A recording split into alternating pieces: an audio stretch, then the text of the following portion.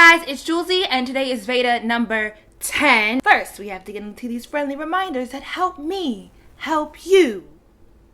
Help me help you. I know some people get annoyed because I'm always like, thumbs up this video, it helps. Comments down below because I love hearing from you. Shop at smartbrowngirl.com because it helps me to keep doing these things and then provide you with the other things that you want. So yes, me reminding you is necessary. Thank you for sticking with me and constantly supporting. But do you like it? It's pink, so I don't know if you can really see it because it's kind of overblown, but this is the baby pink. Oh, I think this is really cute for the young girls. The strap in it actually is pretty wide. I would take it off, but my wig isn't properly on. Well, my wig isn't on that bad. But this strap here on the back, I'm gonna pop it out real quick.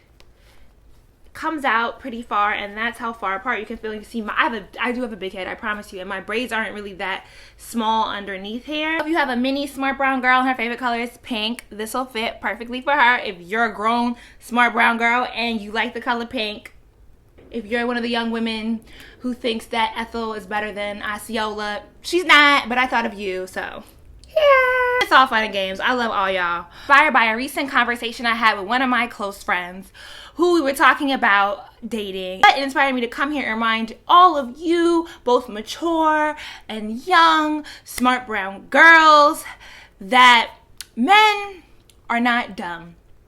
They're just lazy.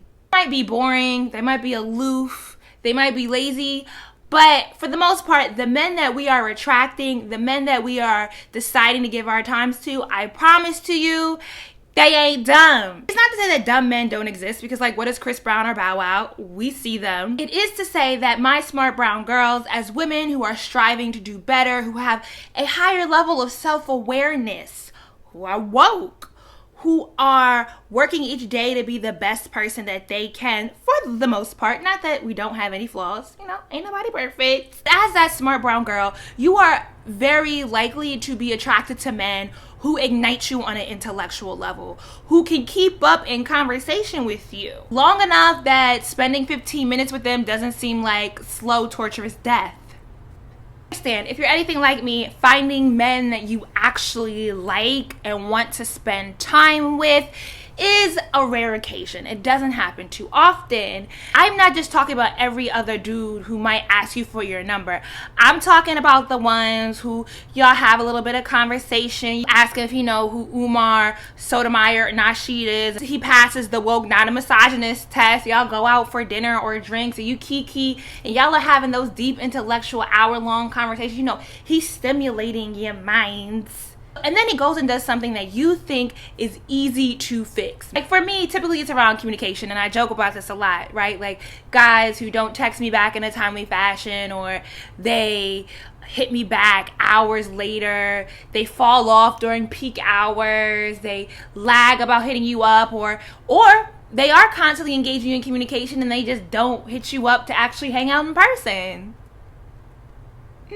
Or maybe you're talking to a guy who you do see in person because of work or organizations or church, and when you see him, it's all good, it's lovely, you could tell, you feel like it, but it just doesn't ever go past that. Some of us actually do confront them, and when you do confront them, they act dumb, like, oh my gosh, I didn't know, I don't know. This from my homegirl who is very educated. She is a scientist. She met a guy who she works with. He's just as well educated as she is. He had been courting her, but he was doing just enough to keep her interest, but not enough to keep her interest, if you know what I mean. It's led my homegirl to believe that men are dumb. Like, they just don't be knowing. Do you have to spoon feed Negroes to explain to them how to court you? Now, what I think we have to be conscious of here is that when it comes to dating advice, whether it's given from a male or a woman perspective, it's almost always targeted at telling the woman what she needs to do in order to get the relationship to work, to last, to even happen in the first place. Very rarely do I hear relationship advice targeted at men to correct their ill behavior, especially as Black women, that we often don't give ourselves enough credit as to the type of people that we are or the type of success that we have cultivated. You're not dumb, you're not less than, you're smart, you're coming to the table with something, and you have to understand too what you actually are coming to the table with, what you hold. You do have to put your foot down to make sure that people are meeting you at your level. Men are not dumb, they're not ignorant, they're not blind, maybe in one eye, but they at least got one. I mean, I did go on a date with a guy blind in one eye, but, and as my homegirl noted, for us, you know, we're over 30. At this point, if you're single, as she said, you're single for a reason. That doesn't mean that the reason is implicitly a negative. Some of us did put off dating for a while. For men, especially in the South, what I am finding more of is that is a certain level of emotional immaturity, protecting themselves, protecting their feelings, and not wanting to get hurt. I think as women, we have the space to talk about our vulnerabilities, to talk about our insecurities, and with masculinity so fragile, especially amongst Black men, they haven't had that same outlet. And so it's kind of surprising, but not really surprising, to meet men at my age who still haven't figured out how to navigate the emotional space. Because then again, if they had figured it out, they'd actually be married by now, more than likely. Like, you're a single Black, ain't got no kids, well paid, and good looking man. Why ain't you? Oh, okay. You're emotionally immature. You're a bit lazy and aloof. Or maybe even they're boring. Like, this guy I was recently talking to, he would hit me up and he would always get upset because the conversation wasn't really going anywhere. But what I caught on to early, and what I tried to address with him, and his feelings were so hurt when I said something to him about it, was that he just doesn't want to talk about anything. Like, when we met up in person, ask you how your day is going, how's your job going, family, religion, I mean, music, TV shows, anything, bruh. And everything to him was just blah. And what I do find happens a lot with me is men will be very interested with what I have going on and who I am as a person, because I am kind of an outlandish character.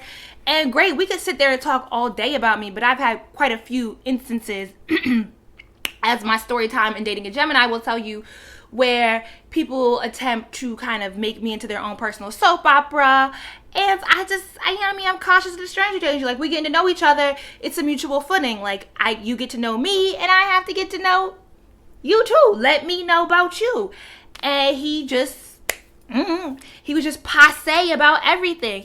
And then would text me and wanted to have the same redundant conversation about how he misses me and want to see me. And I'm like, okay.